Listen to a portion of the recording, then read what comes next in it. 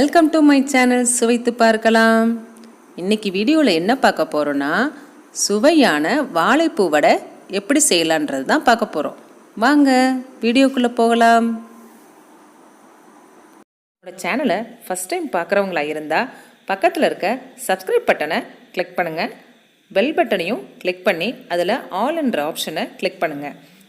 ஓரளவுக்கு போதும்.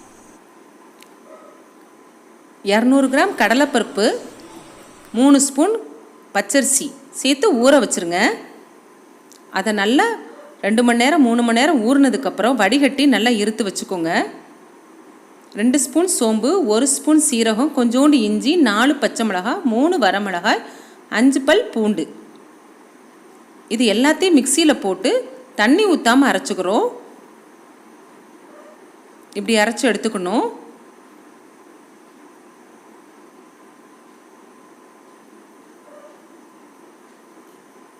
கடலைப்பருப்போடு ஒன்றா போட்டு அரைக்காது, அதனால தான் முதல்ல இப்படி லேசாக 2 சுற்றி எடுத்துக்கிட்டோம்னா ஈஸியாக இருக்கும். இப்போது ஊற வச்ச கடலைப்பருப்பை இதோட ஒன்றா சேர்த்துக்கிறோம். நல்ல தண்ணி போக கடலைப்பருப்பை வடிகட்டி எடுத்துக்கோங்க. அப்போ தான் வடை கிறிஸ்பியாக கிடைக்கும்.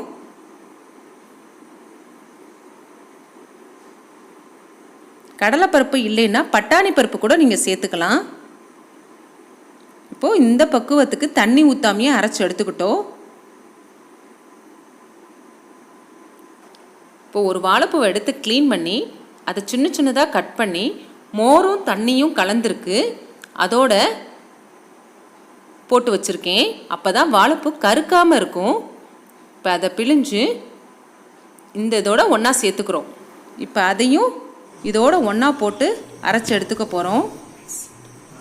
இதை பல்ஸில் சுற்றினாவே போதும் இந்த வாழைப்பூவை.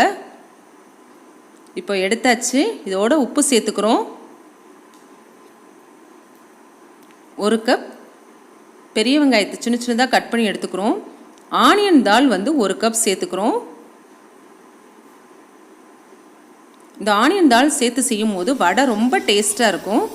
இப்போ வடையை தட்டி போட்டாச்சு. திருப்பி போட்டு நம்ம எடுத்துடலாம் வேக வச்சு.